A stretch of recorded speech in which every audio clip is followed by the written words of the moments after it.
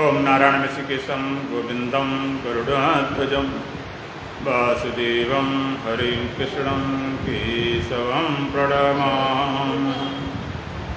वसुदेवसुतं देवं कंसचाणूरमर्दनं देवकी परमानन्दं श्रीकृष्णं वन्दे जगद्गुरुं। गुरुर्ब्रह्मा गुरुर्विष्णु गुरुर्देवो महेश्वरः गुरुर्साक्षात् परब्रह्म तस्मै श्रीगुरवे नमः। ॐ सहना भवतु सहनौ भुनक्तु सह वीर्यं करवावहै तेजस्विनावधीतमस्तु मा विद्विषावहै। ओम शांति शांति शांति। दोबारा सीताराम सीताराम सीताराम सीताराम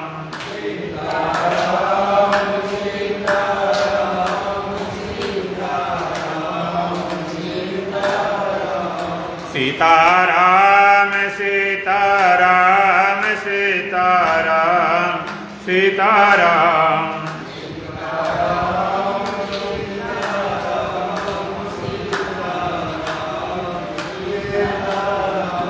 राधे श्याम राधे श्याम राधे श्याम राधे श्याम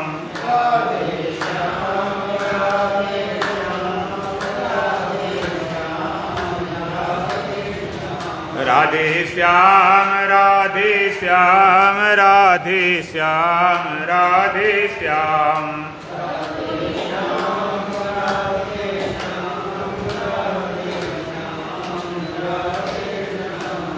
राजा राम राजा राम राजा राम राजा राम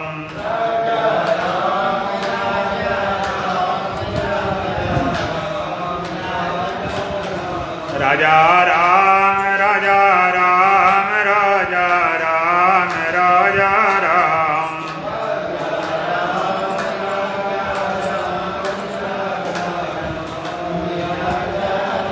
बोलो सच्चिदानंद भगवान की, सतगुरुदेव महाराज की, सत सनातन धर्म की, बोलो बांके बिहारी लाल की। गीता अध्याय 13 श्लोक संख्या 9।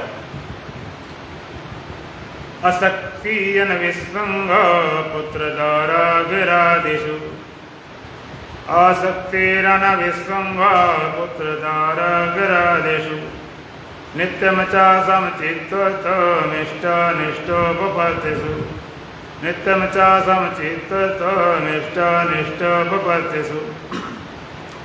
असक्ति अनविस्वंग पुत्रदार गिरादिषु नित्यं च समचित्तत्वं इष्टानिष्टोपपत्तिषु। भगवान ज्ञान के साधन बताते हुए पहले मंत्र में 9 बताए, फिर कल के मंत्र में 3 बताए और 3 इसमें बता रहे।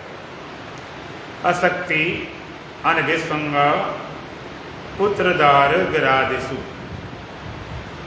पुत्र घर आदि में आसक्ति और ममता का अभाव। नित्यम च समचित्तमिष्टानिष्टोपपत्तिषु।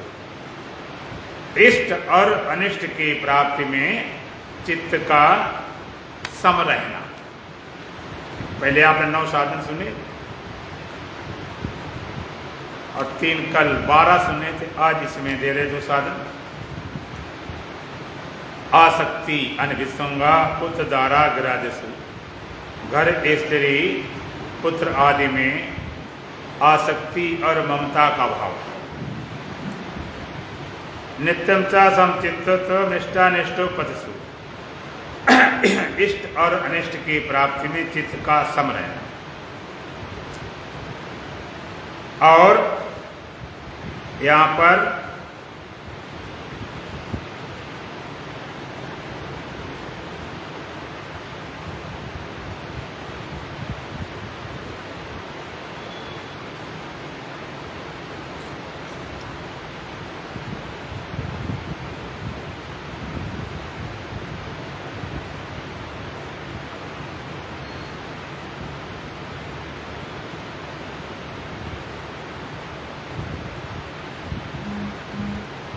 पुत्र, घर, स्त्री आदि में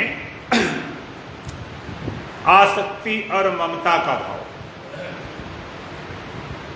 नित्यम च समचित्तो इष्टानिष्टोपसु, इष्ट और अनिष्ट की प्राप्ति में चित्त का सम रहना। 13, 14, 15 और फिर इसमें आगे बताए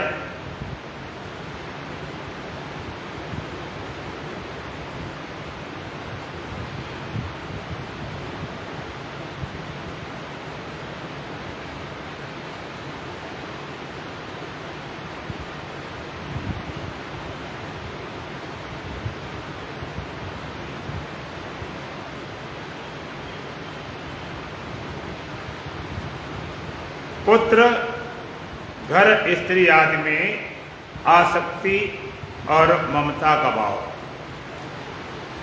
आसक्ति माने आसक्ति रहित, जो लगा हुआ है, चिपका हुआ है, तादात्म्य है, उसे सक्त बोलते हैं। आसक्ति जिससे चिपकाव लगाव नहीं, आसक्ति रहित। अत्यंत आसक्ति हो जाती है किनमें? पुत्र, स्त्री, घर आदि में। घर है, स्त्री है, या स्त्री के लिए पुरुष है, और पुत्र, इसमें आसक्ति, तादात्म्य, चिपका इतना ज्यादा हो जाता है कि उससे हम इतना तादात्म्य कर लेते हैं, उसके सुख से सुखी, दुख से दुखी। किसी का पुत्र है या स्त्री या पति है या घर है, वो तुमसे बिल्कुल भिन्न अलग है, तो इतना तादात्म्य होता है, उसके साथ में इतने हमारा तादात्म्य हो जाता है। अगर वो बीमार है तो संबंधी भी लोग लगभग बीमारे हो गए। अगर मर गया तो कई तो लोग बिल्कुल पागल हो जाते हैं, कई तो मरे ही जाते हैं। सबका जीवन परमात्मा ने दिया हुआ है और सबका अलग अलग आना है, अलग अलग जाना है। तुम्हारे कोई भी संबंधी हो, माता है, पिता है, भाई है, बहन है, पति है, पत्नी है, बेटा है, बेटी है, और रिश्तेदार संबंधी, ये सारे संबंधी देह के संबंध से संबंधित हैं, देह धरे के नाते हैं, मरने पर साथ न जाते हैं। यत्न कर हारा, दुनिया में कौन तुम्हारा, ये सारे देह के संबंध से संबंधित हैं। हम एक एक संबंध को अलग हटाते हैं और देह से संबंध छूट जाए कि संबंध अपने आप छूट जाते हैं। सारे संबंध देह के संबंध संबंधित है। कोई यहां से शरीर छोड़ के चला जाता तो पीछे लोग बड़े रोते, दुखी होते।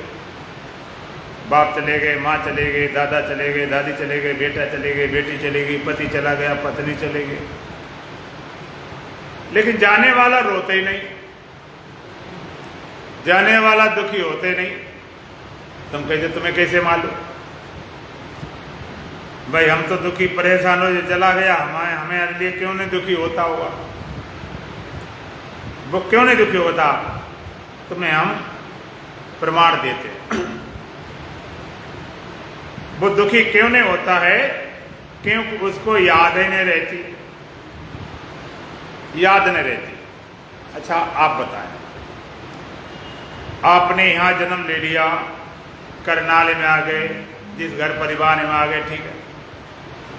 जब तुम्हारा जन्म नहीं हुआ था तब भी कहीं तो आप होगे कि नहीं, कहीं होगे, और तुम्हारे संबंधी रहे होंगे, माता पिता भाई बहन जो भी हों। माता पिता चले गए होंगे, पति पत्नी चले गए होंगे, बेटा बेटी पोता पाती अब भी हों, रो रहे हों, दादा चले गए, दादी चले गए। अब हम कहेंगे जरा आप उनके लिए जरा रो कर दिखाओ, पहले वालों लिए तुमको तो याद है, रोए तब कम से कम याद हो। और जैसे पहले वाले छोड़ के आए उनकी याद नहीं, तैसे इनको भी छोड़ के जाओगे याद भी नहीं आएगी। यहाँ के लोग भले रोज दुखी हो, तुम्हें याद भी नहीं होगी। अगर याद आना शुरू हो जाए, बड़ी समस्या खड़ी हो जाए, बड़ी मुसीबत खड़ी हो जाए, सबकी याद आ जाए, पहले भी माता पिता पत्नी थे तो समस्या किसके लिए रोए, किसके लिए दुखी हो। महाभारत बाद में अर्जुन ने कहा भाई हमें अभिमन्यु से एक बार मिला दो, बहुत ज्यादा अभिमन्यु को प्रेम करते थे। भगवान अच्छा भाई तो मिला देते हैं, अभिमन्यु को मिलाया। अब जगह मेरा बेटा वो कुछ सुनाए नहीं, कुछ सुने ही नहीं। अर्जुन के तुम मेरे बेटे हो। अभिमन्यु बोले कि पता नहीं कितने बार हम तुम्हारे बेटे बने, कितने बार तुम हमारे बेटे बने। इतने संबंध, कौन संबंध सच्चा माना जाए? इतने संबंध बन चुके हैं, इन संबंधों में कौन संबंध सच्चा माना जाए?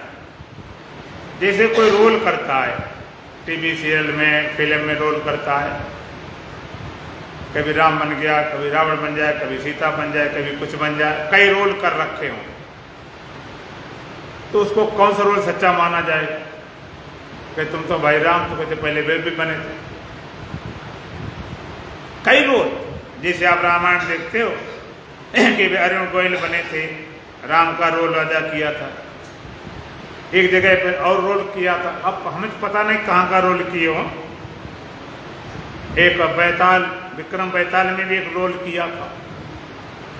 अगर रोलों को पकड़ो जाए तो कोई उनका स्थायित्व नहीं, रोलों को छोड़ दें फिर तो कुछ है। तो इसी तरह से सारे संबंध हमारे जितने हैं देह धरे के संबंध हैं। अच्छा, किसी को पिछले जन्म की याद आ जाए, कहीं कहीं याद आ जाती, पिछले जन्म की याद भी आ जाए तुम्हें, यदि कहीं याद आ जाती, आपने सुना हो, मैंने सुना, पिछले जन्म के बच्चे की याद आ गई कि मेरा ये पत्नी है, मेरे बेटे थे, मेरा मकान है, मेरा इतनी संपत्ति है, इतनी खेती बाड़ी है। अगर याद आ जाए तो पहले जन्म की संपत्ति उसे मिल जाएगी क्या?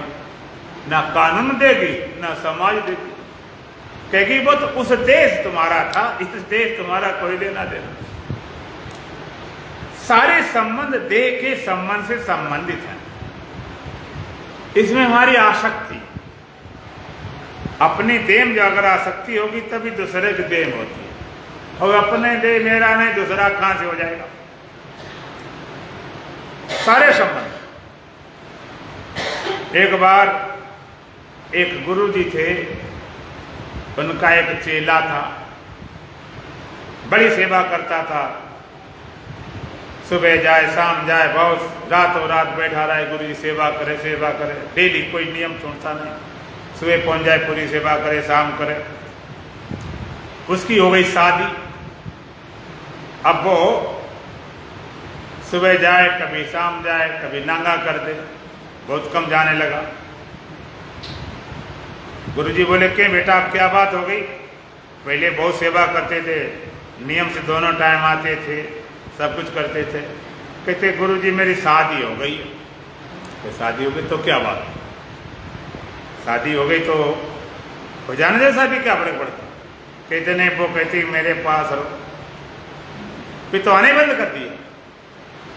गुरुजी ने बड़ा मामला गड़बड़, हमारा चेले गया काम से। कि भाई क्या बात, क्यों नहीं आता? कहती वो कहती तुम्हारे बिना मैं रह नहीं सकती। तुम चले जाते मुझे अच्छे नहीं लगता, तुम्हारे बिना मैं जी भी नहीं सकती। उन्होंने देखा ये तो बहुत ज्यादा फंस गया भाई चेला। उन्होंने कहा अच्छा। चेले को एक युक्ति सिखाई, प्राणायाम का एक विधि बताई, ध्यान की, समाधि की, प्राणायाम विधि बताई कि ऐसा करके तुम एक बार घर में जाके लेट जाना, पता चल जाएगा कौन कितना चाहता तुम्हें है। वो घर में गया और कहने लगा मेरी कुछ तबीयत ठीक नहीं है, खराब, ऐसे बहाना बना के अपना बैठ गया और प्रणाम करके एकदम गिर गया। शाम समय था, अब सब लोग लगभग लेटे हुए थे। जो लेट गया था, खीर पूड़ी हलवा बना तो कोई त्योहार था। घर वाले ने देखा ये तो मर गया। अब मर गया तो अब रोना पड़ेगा, पूरा घर जमा होगा, पूरा गांव जमा होगा और रोना पड़ेगा। तो जो खीर पूड़ी बनी हलवा वो तो सब बेकार हो जाएगा, फिर खाने पीने के उसका होश होगा। अच्छा खा पी लेते तब रोना शुरू करें, तो रोना है लंबा चौड़ा। पहले अपना खूब ढंग से खाया पिया, वो सब देख रहा कहाँ क्या हो रहा। और खाने पीने के बाद में फिर रोना शुरू किया, हाय मर गए, हाय मर गए, हम क्या करें। उसके माता पिता भाई बहन सारा कुलमा परिवार हो जाए। किसी ने कहा भाई ऐसा है, एक बार इनके गुरुजी को और बता दिया जाए, गुरुजी शायद कुछ कर सकें। गुरुजी के पास गए, गुरुदेव ये आपका शिष्य था, हमारा बेटा था, कोई हमारी पति था, कोई कुछ बोले, आप कृपा करो। गुरुजी को बुला लाए। उसकी माता कहे गुरुजी इसको जिंदा कर दो, हम भले मर जाए, हमारी उम्र लग जाए। बाप कहे हम मर जाए, ये जीवित हो जाए। पत्नी कहती गुरुजी को जीवित कर, हमें मर जाए कोई बात नहीं, कुछ कृपा करो, दया करो। गुरुजी ने कहा हाँ एक उपाय है, एक उपाय है कि भाई ये तो जीवित हो जाएगा, लेकिन इसके बदले किसी और को अपना प्राण देने पड़ेंगे। और गुरुजी ने दूध मंगाया और दूध में कुछ घोल दिया, कहने लगे बस ये दूध जो पिएगा वो तो मर जाएगा, ये जीवित हो जाएगा। अब सब चुप, कोई बोले नहीं। उसकी घरवाली का पी लेना, तो कहते मैं मर जाऊं, ये बच जाए। कहते गुरुजी अब बताओ भला मर गए तो मर ही गए, अब क्या फायदा हो गया, हम पी लेंगे जे बच गए और हम मर जाएंगे तो फायदा क्या है। अब मर गए तो मर गए, अब क्या होगा, अपनी दूसरी शादी कर लेंगे, बात खत्म। भाई शादी तो हुई थी, कर लेंगे दूसरी। उसके माते बोले तू पी ले भाई, तो कहती हम मर जाए बच जाए, तू पी ले ना। कहते गुरुजी अब बताओ गया सो गया, हमें मरने की तो कोई चिंता नहीं, लेकिन हमारे पतिदेव इनको कौन देखेगा, ये तो बेचारे इनकी जिंदगी बहुत कठिन हो जाएगी। तो उन्होंने कहा भाई उसके पास तू पी लेना। तो कहता मेरा बेटा बड़ा प्यारा, मेरा इकलौता बेटा है। बाप कहता हमें पीने में तो मरने में कोई डर नहीं, लेकिन मैं मर गया तो इसका क्या होगा, जे अकेली कहाँ भटकेगी, कहाँ दौड़ेगी, सबने बहाना मार दिया। फिर घरवाली बोलती है गुरुजी आपका भी तो शिष्य था, आप पी ले तो क्या होगा, आपका आगे नाथ न पीछे पगा, ना कोई रोने धोने वाला है, तुम पी ले तो क्या होगा। कि अच्छा चलो मैं पी लेता हूँ। और दो दिन कुछ था तो आए नहीं, चीनी डाली तो खाली। गुरुजी ने पी लिया, उसको मारी लात, उठ देख ले तेरे लिए कितने मरने वाले हैं। तो भगवान कहते हैं असक्तियन दिसंगा, पुत्र द्वारा गिरादिशु, घर स्त्री पुत्र आदि में आसक्ति का भाव, ममता का भाव। अनविसुंगा ने ममता माने मेरा, ममता एक मैं होता है, एक मेरा। ममता मेरा, जो निकटतम अत्यंत निकटतम उसको मेरा बोलते। ये मेरा पति है, ये मेरी पत्नी है, ये मेरा बेटा है, ये मेरा बाप है, मेरा पति, मेरी पत्नी, ये मेरापन। 2 दिन पहले कहीं कुछ नहीं था, शादी हो गई तो मेरा। एक बार नई शादी होकर आई, गुरुजी अपने के पास गया चेला अपनी पत्नी लेकर, प्रणाम किया, गुरुजी को पता ही नहीं था। गुरुजी ने कहा भाई ये कौन है? गुरुजी को नहीं पता शादी कर रहा है। कहते गुरुजी ये मेरी धर्म पत्नी है।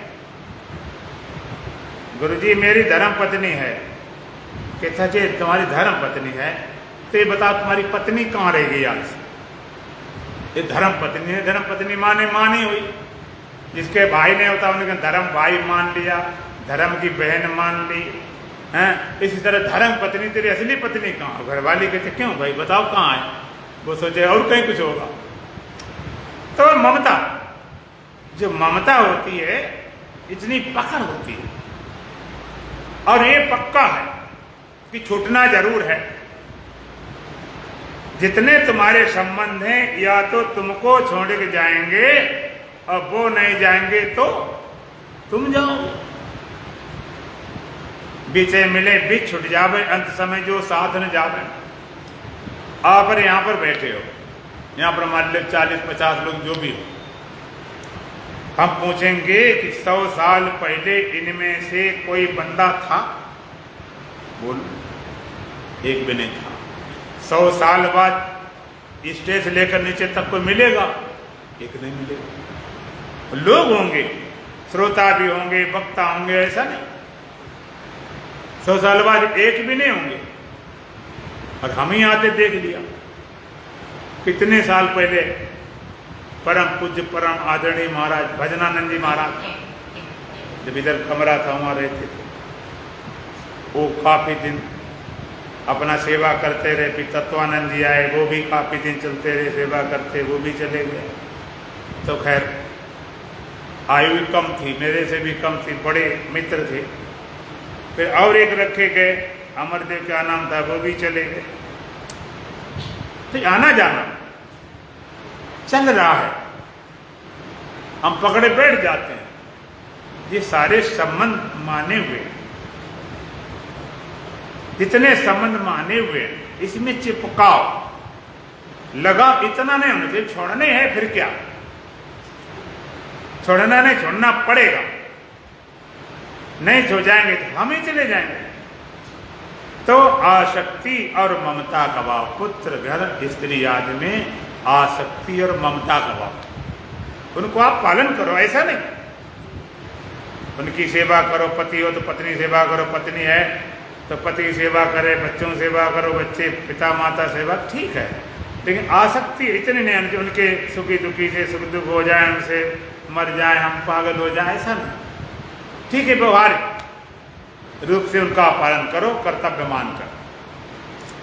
और नित्यम चा समचित्तनिष्ठानिष्टोपथसु, इष्ट अनिष्टोपथसु नित्यम समचित्तत्व। इष्ट और अनिष्ट की प्राप्ति में चित्त का सम रहना। इष्ट और अनिष्ट, इष्ट क्या होता है? जो तुम पसंद करते हो। अनिष्ट कौन है? जिसे पसंद नहीं करते हो। ये लोग कहते ये तो मेरे इष्ट मित्र हैं, बड़े प्रिय मित्र हैं, अभिन्न मित्र हैं। इष्ट, ये दुश्मन अनिष्ट है। इष्ट और अनिष्ट, इष्ट और अनिष्ट की प्राप्ति में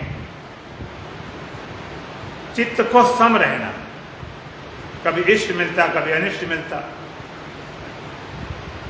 और इष्ट अनिष्ट की प्राप्ति में क्या होता है? इष्ट है कौन? जो हमारे अनुकूल चलता,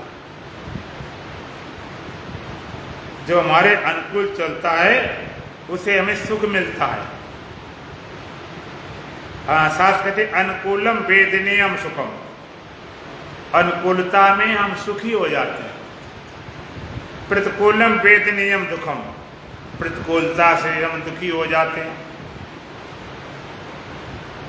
अनुकूल व्यक्तियों से, वस्तुओं से, पदार्थों से हम सुखी हो जाते हैं। जिनसे सुखी हो जाते हैं उनको अपना इष्ट मान लेते हैं। और प्रतिकूलम वेदनीयम दुखम, जिनसे प्रतिकूलता होती है, उनसे दुख भासता, उनको अनिष्ट मान लेते हैं। कोई वस्तु अपने आप इष्ट अनिष्ट नहीं, केवल अनुकूल प्रतिकूल। अनुकूलता सुखद होती, प्रतिकूलता में दुखद। एक व्यक्ति, कोई व्यक्ति एक कहता है मेरा परम मित्र है, दूसरा कहता है हमारा जानी दुश्मन है। वो उससे पूछे तुम दुश्मन हो कि मित्र हो गए? हम तो कुछ नहीं भाई, जो जैसे मान लिया मान लिया। केवल अनुकूल प्रतिकूल।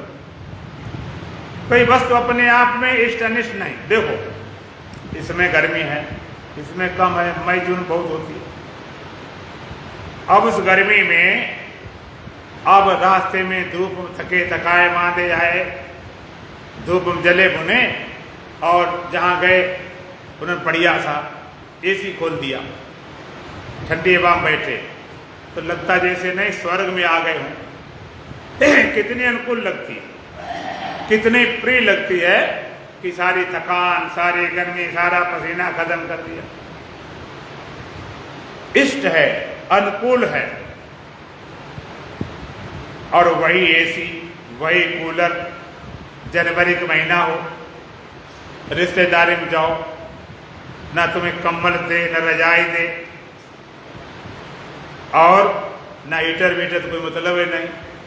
और बढ़िया से कमरे में एसी कूलर खोल दे, तो क्या कहोगे? मार डाल। अगर प्रिय थी तो उस समय प्रिय लगती, कि नहीं उसमें प्रतिकूल लगती। एक बार एक पंडित जी थे, उनको किसी ने दिया निमंत्रण, और जनवरी का महीना था, भयंकर सर्दी कड़ाके पड़ रही थी। जनवरी के महीने निमंत्रण दिया गया, गांव की बात थी। अब शाम को समय निमंत्रण था, पंडित जी को था हमें दक्षिणा लेनी, और जो यजमान थे उनका यह था कि हमें पूरा पुण्य मिलना चाहिए। भोजन तैयार किया गया, पंडित जी आए, और ऐसा नियम था अनुष्ठान में कि भाई स्नान करके ही भोजन होगा। और रात में पानी भरा रखा था, टंकी पता नहीं कितने दिन का, भयंकर ठंडा पानी। अब पंडित जी स्नान करने की बारी है, क्या करें? दक्षिणा लेने तो नहाना पड़ेगा। नहाने गए थे, ठंड से दांती बजाई, तो ठंड भयंकर था। और नियम था कि भाई नंगे बदन भोजन करेंगे, नीचे खाली धोती पहनेंगे, ऊपर नंगे बदन भोजन करेंगे, ये नियम था। बेचारे किसी तरह से नहाया, अब भोजन करने बैठ गए। पंडित जी की दांती बजे ठंड के मारे, वो भोजन कराने आई, और साथ में पंखा झाल रही थी। कहती पंडित जी कुछ कमी तो नहीं रही? कि तूने तो कमी नहीं रखी मारने, मैं जिंदा बच गया हूं, ये बड़ी भगवान कृपा। अब वही वस्तु प्रतिकूल दुखद हो जाती। अब इस समय आप गर्मी में मई जून में जाते हो, और कोई बढ़िया से बढ़िया रजाई, बढ़िया बढ़िया कम्बल ला के, और ना एसी चले, न पंखा चले, न कूलर चले, बिल्कुल खाली ओढ़ लो रजाई, तो वैसे मरे जा। अब इसको क्या कहेंगे? जो कूलर पंखा अमृत दे रहा, ठंड समय दुखदाई हो जाता। ठंड में रजाई जो सुखदाई थी, ठंड में आए कपे कपाए बाहर से, बढ़िया रजाई मिली, सो गए। तो कोई वस्तु अपने सुख दुख नहीं, अनुकूल और प्रतिकूल। बीमार आदमी दवाई इतनी खाता है, स्वस्थ खिला दे तो मर ही जाए। अनुकूल चले तुम्हारे पति, तो कहते हमारे पति ये तो देवता हैं, इनका तो भगवान स्वरूप है, देवतुल्य है। और पत्नी अनुकूल चलती तो क्या बोलते हैं? ये तो हमारे घर की लक्ष्मी है, लक्ष्मी। और जरा प्रतिकूल होना शुरू हुआ, प्रतिकूलता बढ़ गई, तो सत्य कहते पहले आए तो कहते हमारी लक्ष्मी है, ये तो बिल्कुल चंद्रमुखी है। थोड़े दिन बाद कहते अब तो ये सूर्यमुखी हो गई, और ज्यादा फिर ज्वालामुखी। जरा प्रतिकूल चले, कितनी पति पत्नी लड़ाई होती है, कितने की तलाकें हो जाती हैं, डाइवोर्स हो गए, लड़ते जिंदगी खप जाती पूरी, बच्चों जीवन बर्बाद हो जाता है। क्यों? जरा प्रतिकूल चला बस। भाई वो पहले तो क्या थी, पहले तुम्हें दे भी लगती, अब क्या हो गया? जरा प्रतिकूल। बेटा अनुकूल चलता तो कहते हमारे जिगर का टुकड़ा है, ऐसे टुकड़ा है। और जरा प्रतिकूल चला, उल्टा चलना शुरू कर दिया, तब लगता कहां से मर गया। प्रतिकूल दोस्त होता, मित्र होता, अनुकूल चले तो कहते हमारा भाई जैसा, प्रतिकूल चले तो महादुश्मन। तो अनुकूलता सुखद लगती है, प्रतिकूलता दुखद लगती है। अनुकूलता तुम्हें इष्ट लगती है, प्रतिकूलता अनिष्ट लगती है। तो भगवान कहते इष्ट और अनिष्ट की प्राप्ति में चित्त का सम रहना। तुम्हारे अनुकूल आए तो भी ठीक, प्रतिकूल आए तो भी ठीक, चित्त को सम तो आएंगे ही। अनुकूलता प्रतिकूलता होती रहेगी जीवन में। ऐसा कोई व्यक्ति नहीं जिसको हर चीज अनुकूल ही मिल जाए। अनुकूल पति, अनुकूल पत्नी, अनुकूल बेटा, अनुकूल बाप, अनुकूल रिश्तेदार, अनुकूल नौकर, अनुकूल मालिक, तो मिल भी जाते थोड़े दिन प्रतिकूल हो जाते। तो इष्ट और अनिष्ट की प्राप्ति में चित्त का सम रहना, चित्त बिगड़ न जाए, ठीक है। ये अनुकूलता प्रतिकूलता होती रहती, एक ज्ञान के साधन। आगे फिर भगवान अगले मंत्र बताते हैं, मैं चानन्य योगेन भक्तिरव्य विचारिणी विवेक दे सेवतो मरति जन संसदी। भगवान कहते मैं चा अनन्य योगेन अव्यभिचारिणी भक्ति, मैं चा अनन्य योगेन अव्यभिचारिणी भक्ति, मेरे से अनन्य योग से अव्यभिचारिणी भक्ति, विवेक दे सेवित्वम और एकांत देश का सेवन करना।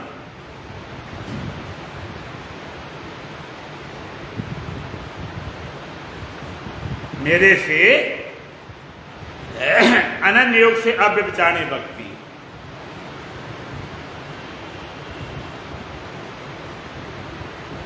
मैं चा अनन्य योगेन अव्यभिचारिणी भक्ति, मेरे से अनन्य योग से अव्यभिचारिणी भक्ति। अनन्य योग, अनन्य योग माने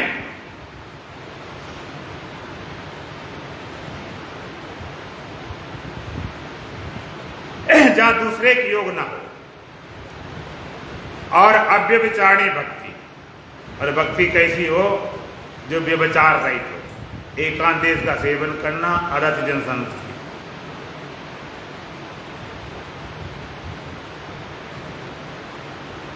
अनन्य योग से अव्यभिचारिणी भक्ति, अनन्य योग, अन्य का योग ना हो, अर्थात दूसरा बीच में ना हो। तुम्हारे और परमात्मा बीच में दूसरा ना घुस सके। तुम और परमात्मा अनन्य, अन्य ना, दूसरा बीच में नहीं। और भक्ति कैसी हो? अव्यभिचारिणी, एक व्यभिचारिणी एक अव्यभिचारिणी। जैसे एक स्त्री पतिव्रता होती है, उसे बोलते अव्यभिचारिणी। एक पतिव्रता नहीं, व्यभिचारिणी, व्यभिचारी। व्यभिचारिणी माने जो मिल गया उसी को पति माने बैठा, जो मिल जाए 50 पति बनाए बैठे, और पति बता एक है पति, व्यभिचारी नहीं, उसका एक है जो कुछ है। तो भगवान कहते मेरे से भक्ति करो अनन्य योग से। और कैसी भक्ति हो? अव्यभिचारिणी। आपका जो भी तुम्हें गुरु ने मंत्र दिया है, जो तुम्हारा इष्ट है, जो साधना विधि करो, ये नहीं कि जा गंगा गए तो गंगादास, जमुना गए जमुनादास, मंदिर में गए तो साफा बांध लिया, गुरुद्वारे में गए पगड़ी बांध ली, और मस्जिद में गए तो टोपा लगा लिया। नेता लोगों का हाल होता है, जहां गए तहां उसी तरह से, तुम्हारा अपना कुछ भी नहीं। अव्यभिचारिणी भक्ति, एक जगह तुम्हारी निष्ठा। मैंने तो यहां तक देखा है, आजकल दिल्ली में हम लोग जाते हैं, वहां भगवान शंकर का मंदिर है, भगवान राम का भी है, राधा कृष्ण का भी मंदिर है। तो इनकी खूब पूजा पाठ चलती रही। बहुत पुराने जाते पंडित लोग बड़े खुश रहते थे। कभी 2-4 साल से देखा, बड़े उदास होने, पंडित जी क्या बात हो गई? कहते ब्याह बात क्या हो गई, अब तो हमारे पास कोई आता ही नहीं। हमने क्यों? कहते ये साईं बाबा का मंदिर बना दिया, साईं बाबा मंदिर बना दिया तो साईं के पीछे लग पड़े, शनिदेव मंदिर बना दिया, शनिदेव पीछे लग पड़े। उन्हें किसी ने बता दिया नहीं साईं बाबा करो, बहुत जल्दी तुम्हारा काम बनेगा, सारे काम सिद्ध हो जाएंगे, तो वहां पहुंच जाओ। शनिदेव बना दिया, वहां पहुंच गए। और तो और तुम्हारे पास प्रत्यक्ष उदाहरण है, तुम्हारे पास में है ना, इधर क्या बोलते हैं उसको, हाँ मुसलमानों क्या पीर बोल रहे, हमें नहीं पता क्या बोलते हैं, पीर बाबा। हमारे यहाँ 33 करोड़ देवता है, 33 करोड़ देवता हैं। इतने देवता पूरी नहीं पड़ी तो वहां मरेंगे जाकर, खोपड़ी पटेंगे जाकर। और वहां पर एक भी मुसलमान नहीं है, सब हिंदू ही हैं वहां पर। कमाल की बात, क्या निष्ठा है। दौड़ पड़े जहां थोड़ा लगे कि हाँ हमारा बन जाएगी काम। भगवान से कोई लेना देना नहीं, भगवान से कोई मतलब नहीं, खाली स्वार्थ का मतलब। होता ना होता वो तो अलग की बात है, दौड़ते आंख बंद करके। तो भगवान कहते ये यथा मां प्रपद्यन्ते ता सतई बजा में हम, जो मुझको जैसे बजता उसको मैं वैसे भजता हूं, मुझको जो जैसे बजता उसको मैं वैसे भजता हूं। कहीं निष्ठे नहीं, न तुम्हें ग्रंथों भरोसा है, न संतों भरोसा है, न गुरुओं भरोसा है। किसी ने कह दिया जाए, कथा प्रवचन चल रहा, कोई मदारी डुगडुगी बजाए और कहते बस यहाँ आ जाओ सबकी मनोकामना पूरी हो जाएगी, तो मंदिर भगवान संत गुरु एक तरफ बैठे रहा। ये आजकल हो रहा है। क्यों? भगवान कहते हैं अनन्य योग से आप व्यभिचारिणी, जैसे स्त्री होती है उसके लिए पति, एक पति ही पुरुष है, इसके अलावा संसार में उसके लिए कोई पुरुष नहीं। उनके बेटे हैं, उनके भाई हैं, उनके पिता हैं, सब हो सकते हैं, लेकिन पति तो बस एक है। इसीलिए बोलते हैं पति को बोलते हैं कि भाई प्रियतम। प्रियतम क्यों बोलते हैं? प्रेम की सुपरलेटिव डिग्री, प्रिय, प्रियतर, प्रियतम। स्त्री के लिए पति प्रियतम होता, इस तरह भक्त के लिए परमात्मा प्रियतम, इससे ज्यादा प्रिय कुछ ना हो। तो इस तरह की भक्ति मैं चाह अनन्य योग अव्यभिचारिणी भक्ति, विविध देश सेवत्व, एकांत देश का सेवन करना एक ज्ञान का साधन है। आपके तो महाराज काम जंगल में जाए, कहाँ एकांत देश ढूंढते फिरें, हरिद्वार जाए, ऋषिकेश जाए, कि उत्तरकाशी जाए, कि बद्रीनाथ, केदारनाथ, हिमालय, कहाँ जाए। एकांत देश अपने घर में भी बना सकते हो। तुम्हारा इतना बड़ा घर है, ये क्या है? ये ड्राइंग रूम, ये बेडरूम, ये स्टोर रूम, ये किचन रूम, ये बाथरूम। अब भगवान का रूम है ही नहीं, नक्शे से बाहर। नक्शा बनाने वाले उनके लिए कुछ है ही नहीं। अरे भाई एक भगवान का रूम बना लो, छोटा बना लो, जितना घर है उसके हिसाब बना लो। तुम्हारे घर में सब कुछ बनाते हैं, आप कहते नहीं भाई किचन में होगा तो खाएंगे पिएंगे कैसे, बहुत जरूरी। ये बाथरूम नहीं होगा तो बड़ी समस्या खड़ी हो जाएगी। तो छोटा बना सकते हो। एकांत सेवन से क्या होता है? जब आप एक जगह निश्चित कर लेंगे साधना के लिए, एक समय निश्चित कर लें। एक जगह समय कितना प्रभाव पड़ता है? जब एक जगह आप निश्चित कर लिया कि ये हमारा साधना कक्ष है, भले छोटा, तो आप वहां एंटर करते घुसते ही सारे मन अपने आप शांत हो जाए, सारे विकार अपने आप वहां पहुंचते ही उसमें परमाणु से भर जाते हैं। अगर आत्म स्वाध्याय करो, सत्संग करो, साधना करो, ध्यान करो, संसार कोई क्रियाकलाप ना हो, तो वो मंदिर अपने आप बन जाता, सूक्ष्म परमाणु भर जाते, वहां पहुंचते और समय का प्रभाव पड़ता। अगर आप साधना शुरू कर दो, तुमने कही साधना में हमें भाई सुबह बैठना है 5 बजे या 6 बजे, जो भी टाइम रखा, तो उस समय आते ही आपका मन अपने आप शांत होना शुरू हो जाएगा, अपने आप मन चल पड़ेगा। जैसे चलो आप सत्संग में आते हो, घर में जैसे 4 बजे, 4:15, 4:30 भजन हुआ, तुरंत मन कहता चलो, मन में तुरंत सत्संग, सारी फीलिंग शुरू हो जाती, बात छूटना शुरू हो जाती। तो एकांत देश का सेवन करना। और अति जन संसति, जन समूह से प्रीति का ना होना। जन समूह माने संसारी लोग, जो संसारी लोग हैं, आसक्त हैं, उनमें प्रीति का ना होना। माने ये नहीं कि तुम्हारे माता पिता भाई बहन उनसे प्रेम ना करो। संसारी लोग हमने देखा है, कई जगह हमने देखा है कि शाम समय लोग बैठे, पार्कों में बैठे, कोई ताश खेल रहा है, शतरंज खेल रहा है, चौपट खेल रहा है, अपनी बातें बना रहा, गप्पे यहाँ करा, पता नहीं क्या क्या कर रहे। सत्संग के लिए टाइम नहीं उनके पास, फिजूल टाइम लगा है, इसे कोई लेना देना नहीं। ऐसे लोगों से क्या समझ रखना। अरथ जन संसदी माने जन समूह से, संसारियों से प्रीति का ना होना। व्यवहार कर दो, बात करो, उनसे लगाओ नहीं, लगा करो तो बैठा लो, बैठा लेंगे, तुम्हारा समय बर्बाद, उनका समय तो बर्बाद है, तुम्हारा समय बर्बाद करेंगे। अब बात झलोने वाली नहीं। एक ज्ञान का साधन, और अगले आखिरी मंत्र में 2 साधन भगवान और बताए।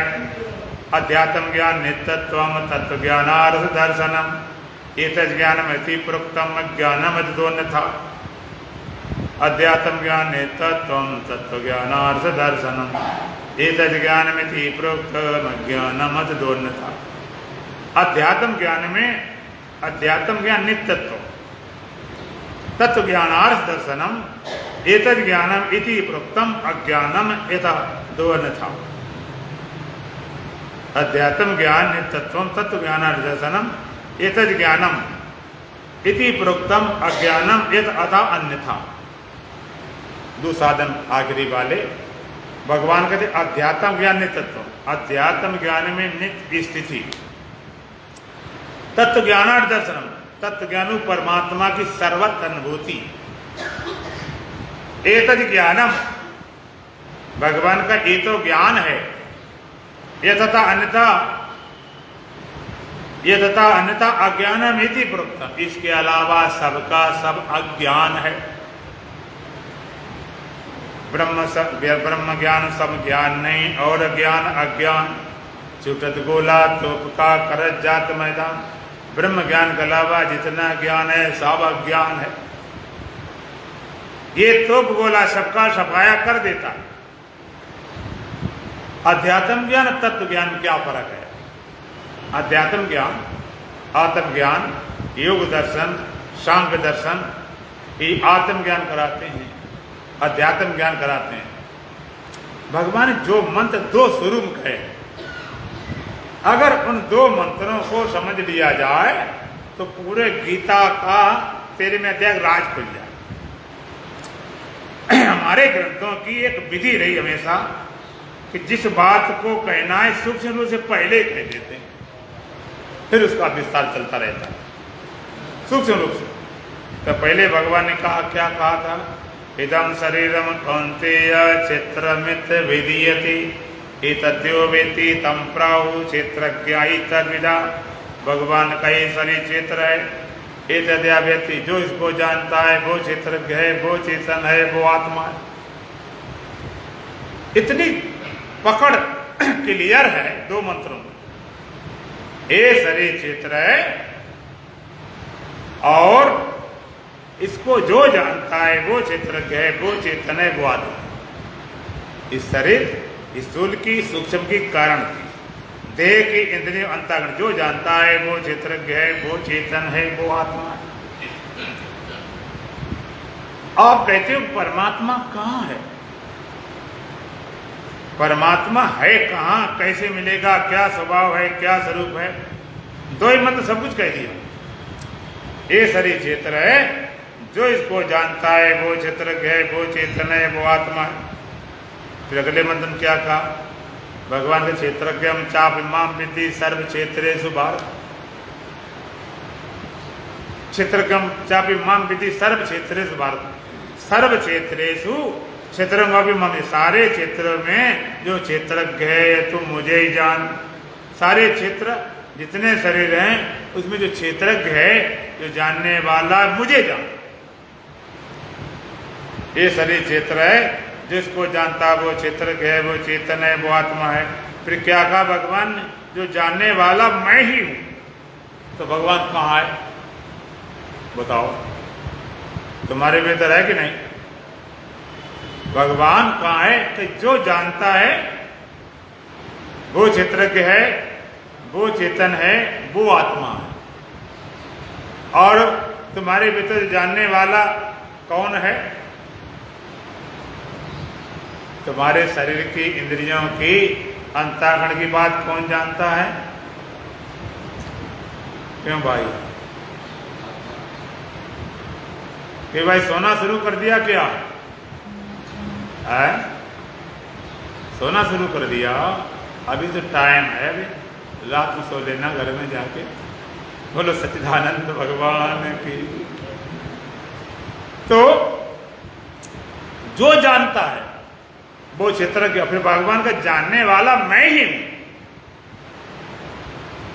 सबके हृदय में लगता है ये शरीर क्षेत्र, इसमें जो जानने वाला क्षेत्र है, तो जानने वाले वो तो नहीं, भगवान जानने वाले में, अर्थात जानने वाला ही परमात्मा है और जानने वाला तुम्हारे सिवाय कोई नहीं। तो अध्यात्म ज्ञान क्या है? ये शरीर क्षेत्र है, इसको जो जानता है वो क्षेत्र के, वो चेतन आत्मा, अध्यात्म ज्ञान। और तत्व ज्ञान क्या है? तत्व ज्ञान सारे क्षेत्रों में क्षेत्र तू मुझको जान, जानने वाले बहुत नहीं, जानने वाला मैं एक ही तत्व हूं, एक ही तत्व इस सब में समाया हुआ।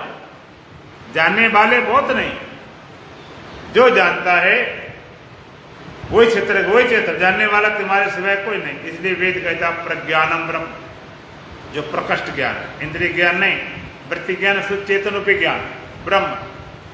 सत्यम ज्ञानम अनंतम ब्रह्म, सत्य है, ज्ञान स्वरूप है, अनंत है।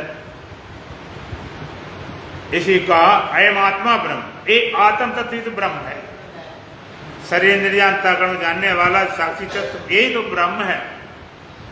और गुरु ने कहा तत्त्वमसि, तत्त्वम जिसकी तलाश कर रहा है, तत्त्वमसि वही तो है, जिसकी खोज रहा है, जिसको तलाश कर रहा है।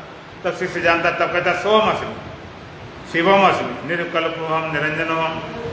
तो ज्ञान के साथ अध्यात्म ज्ञान नित्य स्थिति और तत्व ज्ञान रूप परमात्मा की सर्वत्र अनुभूति, ये ज्ञान है। इसके अलावा जो भी है सब अज्ञान है। तो ज्ञान के साधन भगवान ने बताए। क्यों बताए? कि जो ज्ञेय तत्व है, जो जानने योग्य है, जिसको जानना चाहिए, उसके लिए पुरुष साधना चाहिए, कोई पात्र सही चाहिए। ये ब्रह्म विद्या, ब्रह्म ज्ञान क्या है? सिंघनी का दूध है, ये सोने के पात्र में ठहरता, दूसरे पात्र तोड़े निकल जाता, इसलिए पात्र चाहिए। इसलिए ज्ञान के साधन जो 20 भगवान बताए, अमान्यत्वम, अदम्यत्वम, अहिंसा, शांतिरार्जवम, आचार्योपासनम, शौचम, धर्मादि विनिग्रह, इंद्रियार्थेषु वैराग्यम, अनंकारेव च जन्म मृत्यु जरा व्याधि दुख दोषादर्शन, आसक्तेन विसंगा पुत्रधारा गरादिषु नित्यं च संचित्तो मिष्टानिष्टोपतिषु महितानन्यग्न भक्तिर्व विचारणी विवेक देशेवत्वम अरत जन संसदि अध्यात्म ज्ञान तत्व तत्व ज्ञानादर्शनम वेद ज्ञानमति प्रोक्तम अज्ञानमति दोनता। ये सब ज्ञान है, इसके अलावा सब अज्ञान है। ये ज्ञान के साधन, ज्ञान के साधन जब तुम्हारे पास होंगे तो उस ज्ञेय तत्व को प्राप्त करोगे, जिसकी चर्चा फिर कल शुरू की जाएगी, जिसको जानकर प्राणी अमृत को उपलब्ध हो जाता है। एक ज्ञेय तत्व वाले यहाँ पर भगवान 12 से लेकर और यहाँ पर 17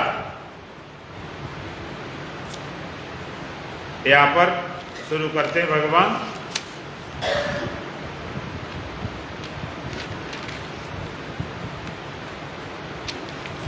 सात मंत्रों द्वारा उस ज्ञेय तत्व को, जो मुख्य लक्ष्य है, उसको बताना था। इसकी भूमिका बनाई कि भाई आधार बना दिया जाए जिससे उसके तत्व को आप पकड़ सको, समझ सको। इसलिए ज्ञान के साधन बताए गए। गीत चर्चा कल करेंगे। बुलंद भजन बोलिए। बोलो सच्चिदानंद भगवान की।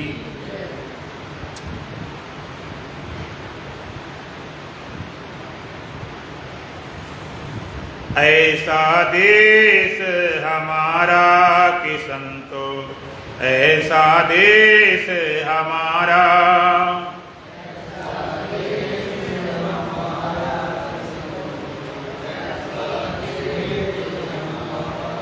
ऐसा देश हमारा के संतो, ऐसा देश हमारा।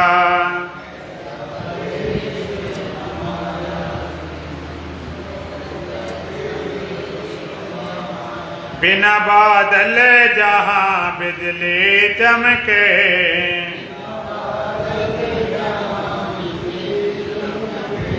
बिना बादल जहाँ बिजली चमके,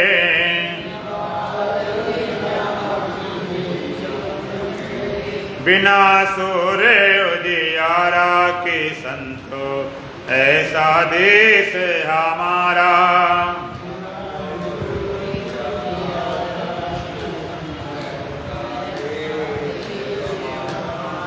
ऐसा देश हमारा के संतो, ऐसा देश हमारा।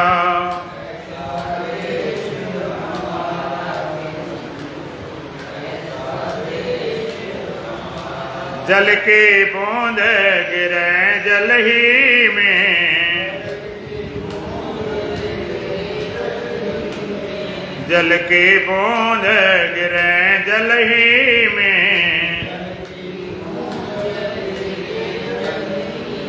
नहीं मीठा नहीं खारा के संतो, ऐसा देश हमारा।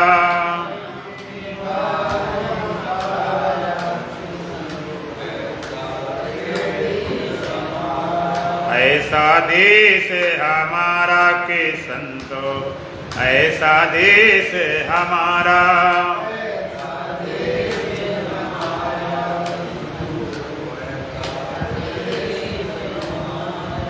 लोक लाज कुल क्रिया नहीं, लोक लाज कुल क्रिया नहीं, नहवाने में आचारा के संतो, ऐसा देश हमारा।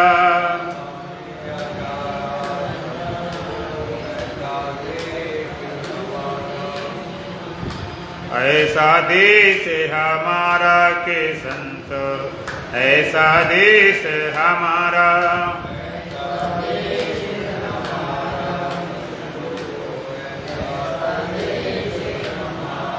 सहस्र कमल द्वादश के ऊपर,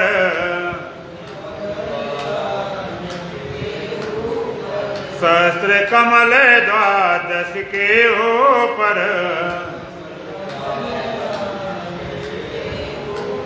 जारे धनी हमारा के संतो, ऐसा देश हमारा।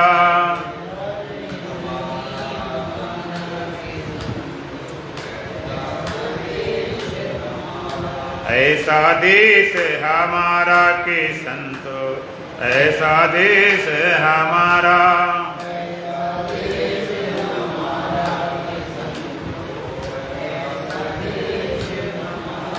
वेद शास्त्र के वहाँ गमना है,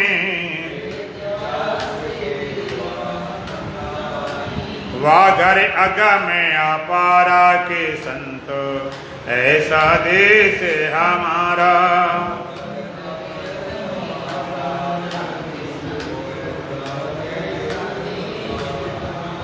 ऐसा देश हमारा के संतो, ऐसा देश हमारा।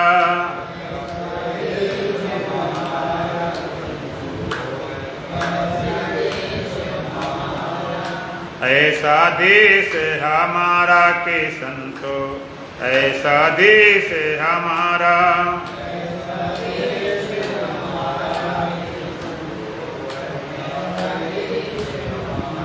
बिन बाजे जहाँ बाजे बाजे,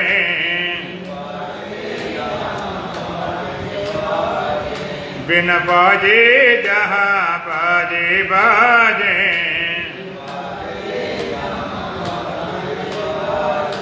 मुरली बीन सितारा के संतो, ऐसा देश हमारा।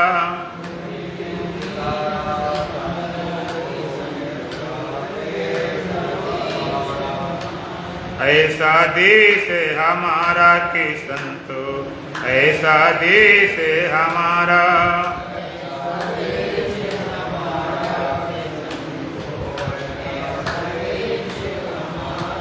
कहें गुरुदेव सुनो भाई साधो,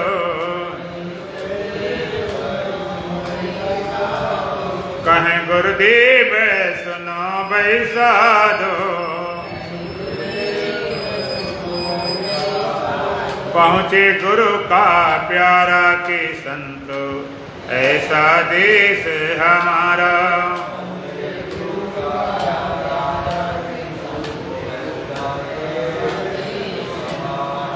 ऐसा देश हमारा के संतो, ऐसा देश हमारा।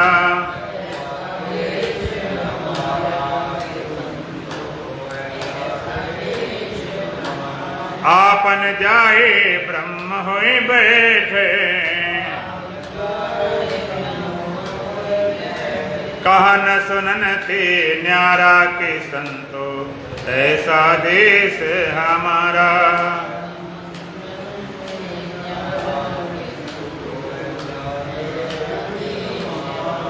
ऐसा देश हमारा के संतो, ऐसा देश हमारा।